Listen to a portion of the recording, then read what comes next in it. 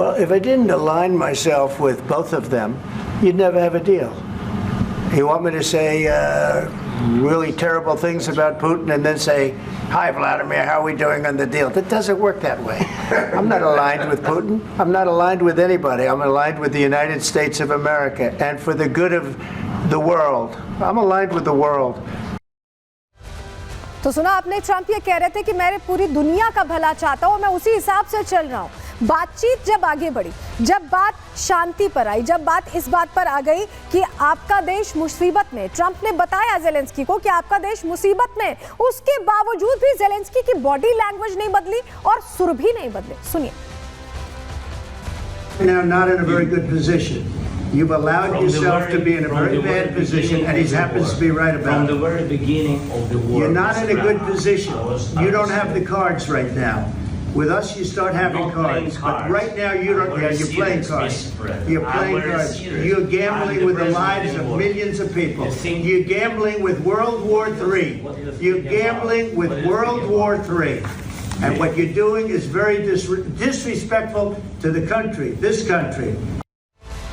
सुना आपने, ट्रंप कह रहे थे कि you are gambling with world war 3, यानी वर्ल्ड वॉर 3 के मुहाने पर पूरी दुनिया खड़ी है और वो आपकी वजह से हो रहा है।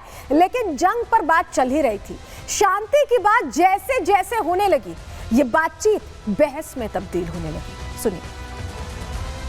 Offer some words of appreciation for the United States of America and the president who's trying to save your country. Just say thank you. I said a lot of times to American people. Accept that there are disagreements, and let's go litigate those disagreements rather than trying to fight it out in the American media when you're wrong. तो देखिए, उपराष्ट्रपति ने भी बीच बचाव करने की कोशिश की, लेकिन जेडी वेंस की ये कोशिश भी नाकाम साबित हुई। और उसके बाद वो तस्वीर सामने आई जो शायद पूरी दुनिया ने कभी नहीं सोचा था। दो देशों के सुपर पावर, अमेरिका के राष्ट्राध्यक्ष जेलेंस्की, वो खुद इस तरह से बात कर रहे थे जैसे शायद दो राष्ट्राध्यक्षों को एक वैश्विक मंच पर नहीं करनी चाहिए थी। सुनिए। $350 billion. We gave you military equipment, and your men are brave, but they had to use our military. If you didn't have our military equipment, this war would have been over in 2 weeks. This is something maybe less. In 2 weeks, of course, yes. It's going to be a very hard thing to do business like this. अब यहाँ पर थोड़ा Zelensky का बैकग्राउंडर आपको जान लेना चाहिए। ऐसा लग रहा है कि जेलेंस्की पूरे यूक्रेन को ले बीतने वाले हैं। क्यों मैं ऐसा कह रहे हैं समझिए। जेलेंस्की राजनीति में कॉमेडी के जरिए आए, पहले कॉमेडी आर्टिस्ट हुआ करते थे। भ्रष्टाचार के मुद्दे पर यूक्रेन की सत्ता उन्होंने हासिल की, उस पर कॉमेडी करके। नाटो की सदस्यता लेने की उनकी तरफ से कोशिश शुरू हुई, महत्वाकांक्षी थे।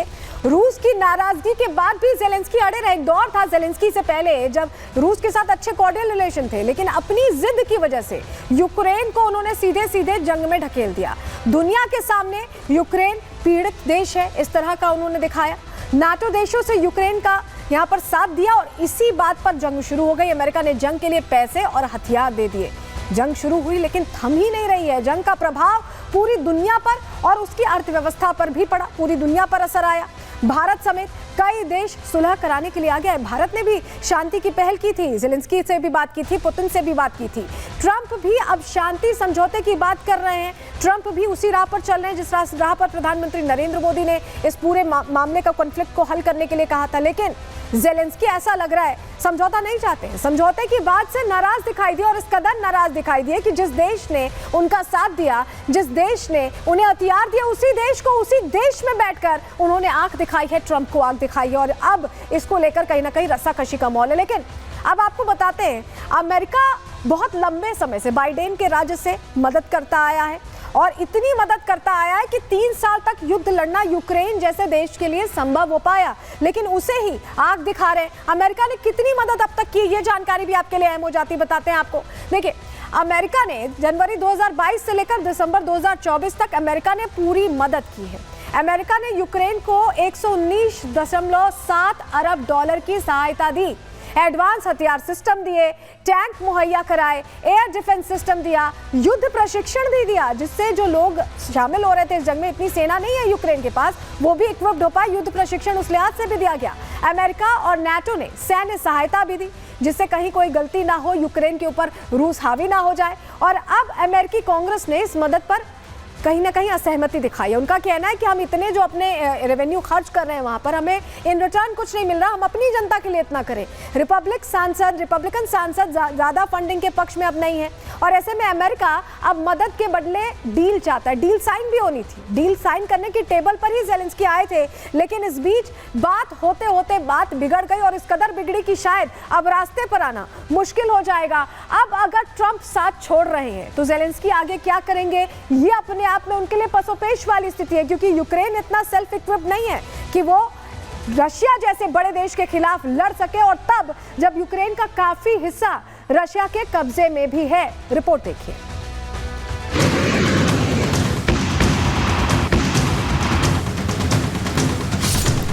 रूस और यूक्रेन की जंग को 3 साल पूरे हो गए हैं। इस युद्ध का अंत अब तक किसी को नजर नहीं आ रहा, लेकिन भारत समेत कई देश हैं जो इस जंग को शांति समझौते के जरिए खत्म कराने की पहल कर चुके हैं।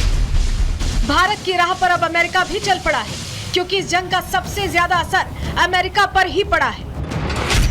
रूस के गुस्से से यूक्रेन की जनता को बचाने के लिए अमेरिका ने खुलकर पैसे और हथियार दिए, लेकिन रूस जैसे शक्तिशाली देश को हरा पाना तो दूर, उसे कमजोर भी नहीं किया जा सका। ऐसे में अमेरिका के नए राष्ट्रपति डोनाल्ड ट्रंप भी शांति के पक्षधर बन गए हैं। You don't have the cards. You're buried there. Your people are dying. Trump चाहते हैं कि जंग रुके और अब तक यूक्रेन को की गई मदद का उन्हें मुआवजा भी मिले। इसी पर बात करने के लिए यूक्रेन के राष्ट्रपति ज़ेलेंस्की को व्हाइट हाउस बुलाया गया। दुर्लभ खनिज संसाधन समझौते पर दस्तखत करने के साथ साथ शांति का प्रस्ताव रखा गया, लेकिन व्लादिमीर ज़ेलेंस्की का अड़ियल रवैया एक बार फिर दुनिया के सामने आ गया। ज़ेलेंस्की पहले तो अमेरिका के उपराष्ट्रपति जेडी वेंस से उलझे और फिर सीधे डोनाल्ड ट्रंप से तू मैं करने लगे। What kind of diplomacy, JD, you are speaking about? What do you mean? Zelensky का ये बर्ताव सिर्फ अमेरिका को ही नहीं, बल्कि ज़ेलेंस्की के राजदूत को भी हैरान कर गया। सभी को इस मीटिंग के एजेंडे का पता पहले से था। पूरी दुनिया जानती थी कि ट्रंप और ज़ेलेंस्की की मुलाकात में युद्ध शांति पर चर्चा होनी है।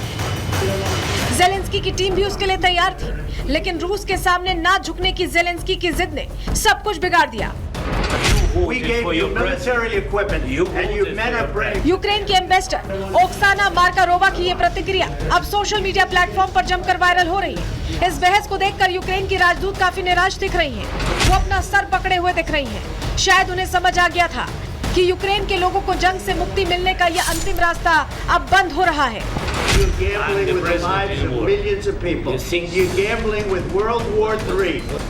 ओवल ऑफिस में डोनाल्ड ट्रंप ने ज़ेलेंस्की से कहा कि रूस के साथ युद्ध विराम समझौता काफी करीब है, लेकिन ज़ेलेंस्की की अकड़ ने ट्रंप के गुस्से को भड़का दिया, जिसके बाद जियोपॉलिटिक्स की वो तस्वीर दुनिया के सामने आई जिसकी कल्पना किसी ने सपने में भी नहीं की थी। वर्ल्ड मीडिया के सामने सुपर पावर अमेरिका ने यूक्रेन के राष्ट्रपति को जमकर फटकारा। If you didn't have our military equipment, this war would have been over in 2 weeks. नौबत यहाँ तक आ गई कि दो राष्ट्राध्यक्षों की मुलाकात की नैतिक प्रक्रिया भी खत्म करनी पड़ी। ट्रंप बैठक छोड़कर चले गए। ज़ेलेंस्की को उल्टे पांव अमेरिका से खाली हाथ निकलना पड़ा और अब इस तस्वीर के बाद रूस गदगद नजर आ रहा है, क्योंकि अब तक अमेरिका की वजह से यूक्रेन रूस के सामने टिका था, लेकिन अब जंग के हालात बदलने वाले हैं। Bureau report, Republic Bharat.